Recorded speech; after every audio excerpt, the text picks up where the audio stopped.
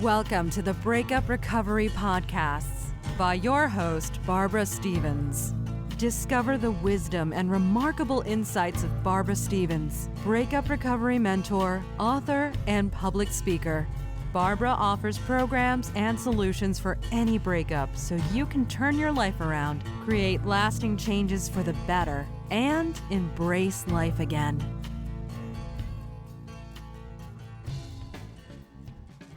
Welcome to Breakup Recovery Podcast. Thank you for joining me. I'm Barbara Stevens, and Breakup Recovery is a podcast helping you recover from your breakup.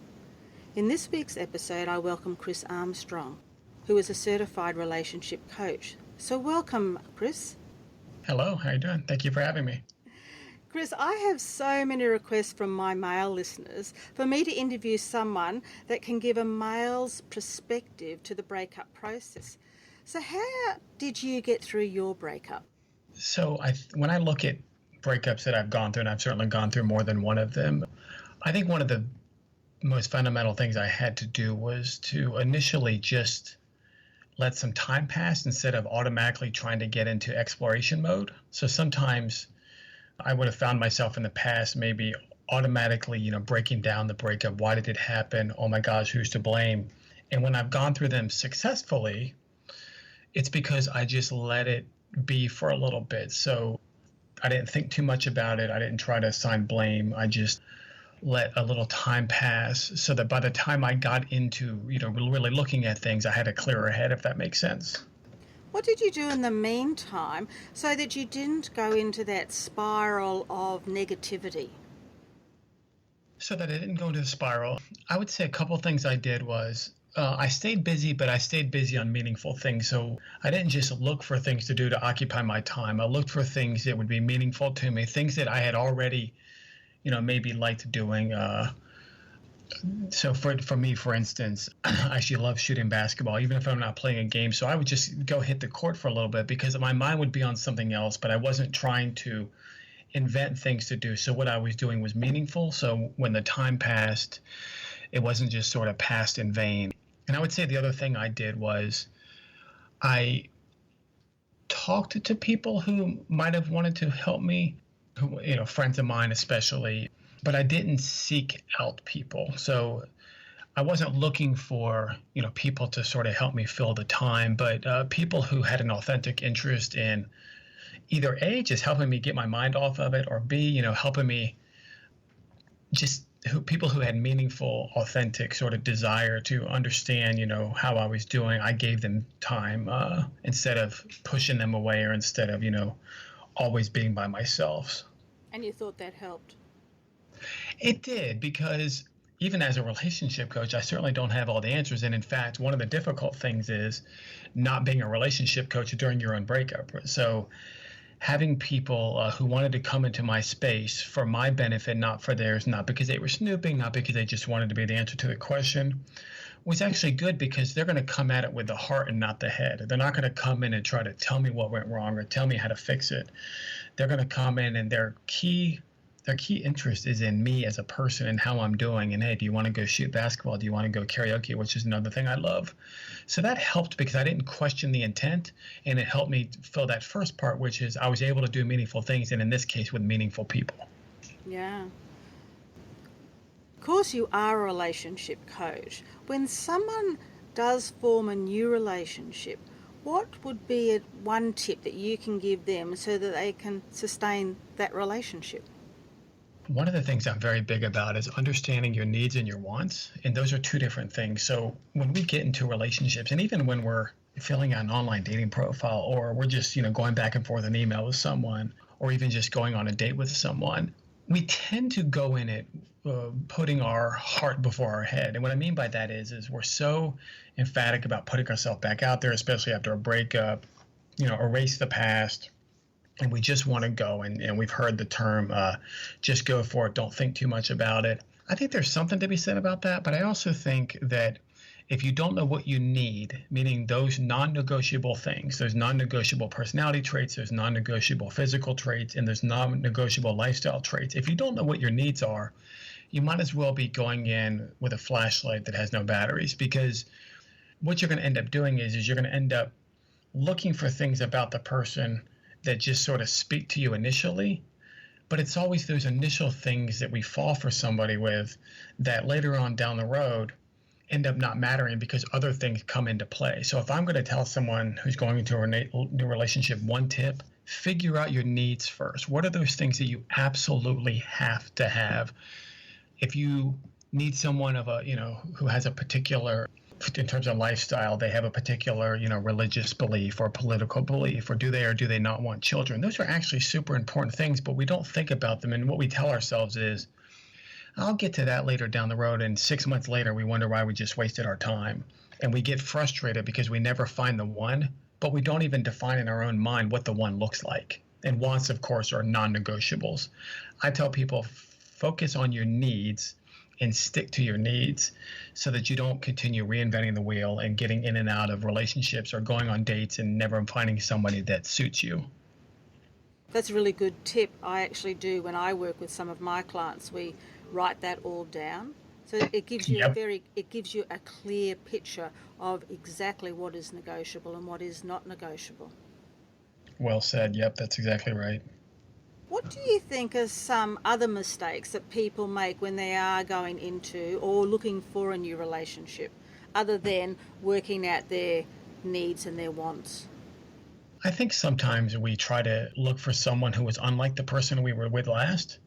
So we'll tell ourselves, okay, I got to find someone who doesn't do this, whatever this is. And this generally is something that the last person we dated did. So we're so fixated on not finding a repeat of our ex that we will find someone else that maybe doesn't have that particular trait. And we're like, oh, we're good. This person is punctual and the last person I dated wasn't punctual. But we're not seeing the forest through the trees. We're just looking at the tree in front of us and it looks good.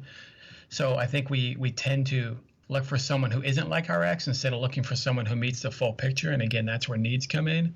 And I think the other thing we don't do is we don't ask ourselves, do we have enough self-confidence to actually take this leap? And it's a cliche and it's said, 1,000 times over by any relationship coach that's worth their salt. You must love yourself before you're going to be in a relationship. And it's absolutely true. We don't often ask ourselves, am I confident that I deserve a good relationship? Am I confident in how I look? Am I confident in my intellectual, what I bring to the table intellectually and emotionally? And the reason that's so important is because if you're not confident, you're not going to teach people how to treat you, and you're going to accept less than what you deserve. And that's what happens all the time. We get into a relationship and we can feel like something's wrong. We know something's wrong. We know we're not getting everything that we need, back to those needs. But then we second guess ourselves. We say, well, it's okay. I'll accept that. Or, yeah, I know that, that he flirted with that girl, but there must have been something I did. And really what we're missing is the whole reason we have those double talk conversations with ourselves is because we don't think highly enough of ourselves to actually demand, what we need and what we deserve. And I don't mean demand in an overt, you better give me what I want, but internally we don't demand it, because a truly confident person will know what they need, and they will know that they deserve their needs to be met. And when people don't meet their needs, they won't settle, and they'll have that crucial conversation with that partner. So find out who you are and find your confidence before you get into a relationship. How do you actually know that you do love yourself? I think there's 3 indicators. I think the first indicator is, do you allow the judgments of others to weigh on you? So if I loved myself and people place judgments on me, I'm not going to necessarily ignore them, because people's perspectives could obviously, teach us things about ourselves. But if I let someone's judgments of me weigh on me, then I don't love myself. I think another indicator is, where do I get my self-worth from? So on the negative side, if I get my self-worth from the validation of others, like I need someone to tell me, I need someone to constantly validate me, or if I get my self-worth from, material things, then I don't love myself. On the other side, on the positive side, if I get my self-worth from the impact I have on others, or if I get my self-worth from setting and achieving goals, those are healthy ways to see yourself, because in both cases, there are things that you can see that you're doing either for others or in the goal setting self. It might even be for yourself. But anybody who seeks the validation of others or needs that in order to feel good, that means they don't love themselves. And I would say the third is, if we always default to what's wrong with us or what did we do wrong, it's like the cliche goes, we hate, in the workplace, we hate doing reviews of ourselves because we never want to talk good about ourselves. If someone says, what do you think you did well there? And we always divert to, I'm not sure. If you don't love yourself, and I'll put it in relationship terms, you are constantly going to put yourself as the default person to blame when something goes wrong. Your automatic tendency is going to be, it must have been me. There must have been something I did wrong. There must have been, some reason why this person did this. Even if a reasonable outside person would look at the situation and say, absolutely not, you had nothing to do with that. So if we allow the judgments of others to weigh us down, if we get our self-worth from those two negative areas, specifically the validation of others, that's the more important one. And if we always find ourselves blaming ourselves by default or looking for ways to put ourselves down, especially when something happened in a relationship, then we don't love ourselves enough, because a confident person who loves themselves knows, again, those physical, intellectual, and emotional tendencies that they bring to the table and traits that they bring to the table enough that when something bad goes wrong, their first train of thought or their default position isn't going to be, oh, it must have been me. Chris, for the listeners that are listening to this podcast and have ticked all three of those traits, what would you say to them? How can they turn that around so that they can love themselves? What one practical tip could you give somebody so that they can cross that off their list and they feel that they are more confident and they feel that they do love themselves? Can I give you two quick ones instead of one? Absolutely. I would say one is always look on the other side of the aisle. And that can be to friends, that can be to family, that could be to the person that they're dating or that they used to date, and ask yourself as a person, are they perfect? So there's a phrase that talks about the power of the incomplete partner. And actually Harvard Business Review did a whole class on the power of the incomplete leader. It's this idea that it's easy to criticize ourselves. But once we can get people to see, look at your sister, is she perfect? You think she's super pretty and you want to be like her. Look at your best friend. He's a hunk and he, how many years and all the girls love him. Is he perfect? Or do you know some things about him? It's not because you're trying to judge them or put that down. It's you're seeking perfection in yourself. But if you open your eyes and you open your ears and look around, you're going to see that no one is perfect. And the point of a good relationship isn't for any partner to be perfect. The idea is that if you have two incomplete people, they can actually make a complete partnership because they will feed off of each other. They will each bring things to the table that the other doesn't bring. So the first tip I would say is think about it and remind yourself and, be realistic with yourself. Is anyone perfect? And the answer, of course, is no. And if you can always keep that in the forefront, you won't focus so much on your imperfections. You'll realize it's par for the course. It's par for the human course. I would say the second thing is, and I like what you said earlier about the lists, sometimes we just have to ask ourselves, but if we're going on an interview and the outcome of the interview is the person interviewing us is either going to give us $1 million or they're not. Do you think we're going to pass an interview? Yeah. So if the question is, what do you like about yourself? And if I don't like your answers, if I don't think you're being, genuine about yourself, if I don't think you're giving yourself enough credit, then you're not going to get any of that money. Sometimes it's as simple as just sitting down and saying, like, take me. I'm 41 years old. I've been bald since I was 30. And I remember before I became a relationship coach, when I was 30 and I was single, I'm married now, but I was single. I used to tell myself, and I would convince myself, you're 5'8", which isn't very tall. You're going bald and you're only 30 years old. But then I also remembered, I'm a pretty good teacher, because at that point I taught a lot of leadership classes for a place I worked.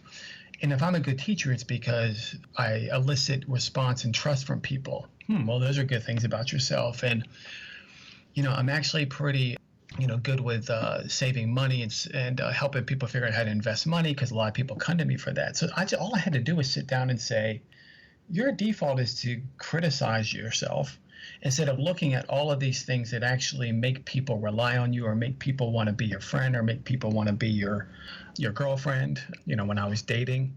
And I realized after I did that, a lot of the reasons that I didn't have successful relationships was because I didn't have enough confidence in myself to make someone believe in me. If I can't believe in myself, why would anyone else believe in me? So I had to do those two things. I'm not perfect. I'm not complete, but I can find someone else and we can become complete. But these are some pretty good things about myself. And I use the $1 million test. If I was going to take a test and someone was going to ask me, and I had to pass that in order to get the $1 million, I'm going to pass that test and I'm going to be sincere and authentic about it. I think the only other small thing I would say is if you're someone who finds themselves hanging on the words of others, the validation of others, the judgments of others, it sometimes helps to understand why others even pass judgment. Because 9 out of 10 times when someone is passing judgment, it's not really that they're passing judgment on you. It's they're passing judgment on themselves, but they're projecting it on you. So if people can look at it from that lens, and it's actually true, then they can start paying less attention to that judgment because it's not a real judgment on me. They don't think high enough of themselves. So part of how they get their self-worth is by putting their negative judgments on others so that they can feel good about themselves. So if you can think about that as an individual, you will focus less on those outside judgments. Thank you, Chris, for those tips. If people want to find out more about what you do, read your articles, how can they connect with you and where can they find this information? They go to my webpage, which is www.mazeoflove, so mazeoflove.com. There's my whole bio, the links to 500 or so articles I've done the last 2 years. And of course, my contact information will be on there as well. Thanks for that question. Thank you for coming on to Breakup Recovery Podcast, Chris, and sharing your tips and strategies to help people form new relationships and the importance of loving themselves. So thank you. Of course. Thank you for having me. I hope you enjoyed listening to this episode number 106, Discover the Secrets to a Successful Relationship with Chris Armstrong. Chris shared some of the ways he recovered from his own breakup, and we also talked about how to find the right person for you and how to sustain a successful relationship. If you want to find out more about Chris and read some of his fascinating articles, you can find this information at his website, www.mazeoflove.com. That's Maze of Love, MAZEOFLOVE.com. I hope you took something away from this episode, and if you think the information shared in this podcast could help someone you know, I hope you will tell them about Breakup Recovery Podcast, share it with them, and tell them they too can get some ideas, tips, and strategies to help them through their own breakup.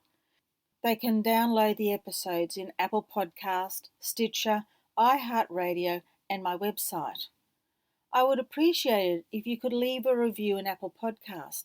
I love to read the reviews. It keeps me inspired to continue, and it also shows me that people are listening and getting value from the content delivered in each of the episodes. And the last thing I'd like to say is, be gentle on yourself. You deserve happiness.